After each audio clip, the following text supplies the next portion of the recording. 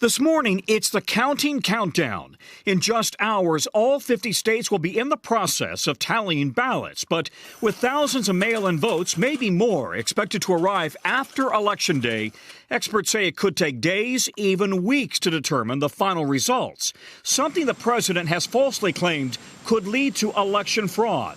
I think it's a terrible thing when people or states are allowed to tabulate ballots for a long period of time after the election is over, because it can only lead to one thing, and that's very bad.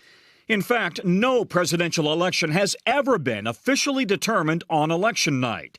But this year, record early turnout could make the ballot bottleneck even worse. So far, more than 93 million people have already made their presidential pick, more than double the early voting from 2016. While the count is already underway in Florida, Arizona, and North Carolina, other battlegrounds, including Ohio, Wisconsin, Michigan, and Pennsylvania, won't begin counting their millions of mail ballots until tomorrow. Ohio's Republican Secretary of State says they will count ballots arriving 10 days after Election Day if they're postmarked by Election Day. President Trump is suggesting any votes counted after Election Day could be fraudulent and should not be counted.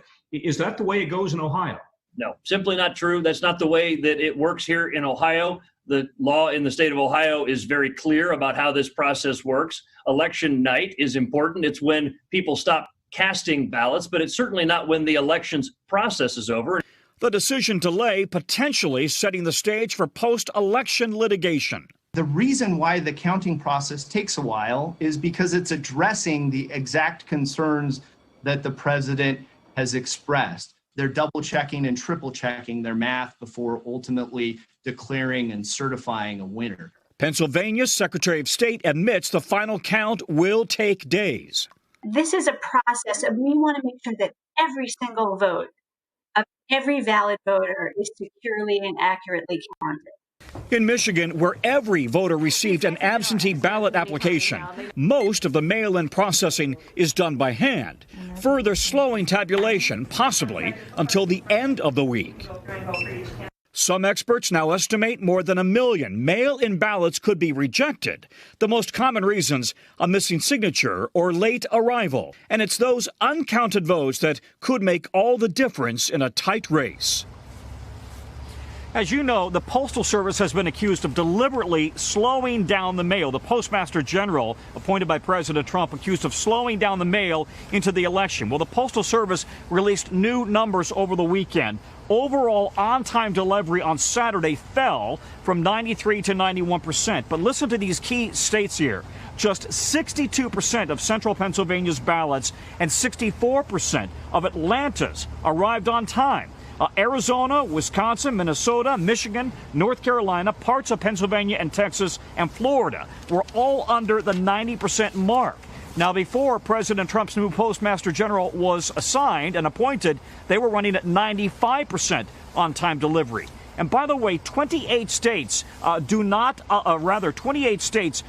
accept ballots after Election Day. So if you still have a mail-in ballot, don't mail it.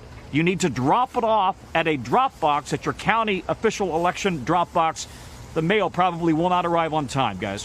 What you said is so important, especially in those battleground states, but also just regions within those states that may ultimately decide this election.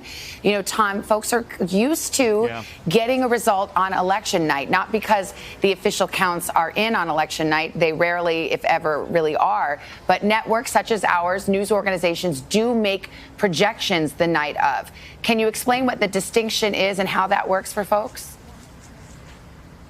Yeah, and we should remind everybody, if you hearken back and think back to the nights that you've watched NBC News over the years, projecting so-and-so candidate has won a state. That's a projection. The states it's up to each individual state to certify who wins that election. It never happens on election night. It can take days to do that. In fact, every state has their own deadline. But by December 14th, That's the deadline for electors to cast their ballots. January 6th is the deadline by which Congress is supposed to go ahead and certify the election. So there is plenty of time for this to play out, and it's only in the modern world of television over the last few decades we've become accustomed to the networks projecting winners. Historically, this takes a long time. Yeah. Well, we were just talking with the secretaries of Homeland Security last week, Republicans and Democrats. They said, pack your patience. And Tom Ridge of Pennsylvania said, just remember that November 3rd is the last day to cast your vote. It is not the last day to count the vote. And I think that's what everybody's going to have to just remember as we go along here. Tom, thank you. I know you'll be with us. All right. Appreciate it.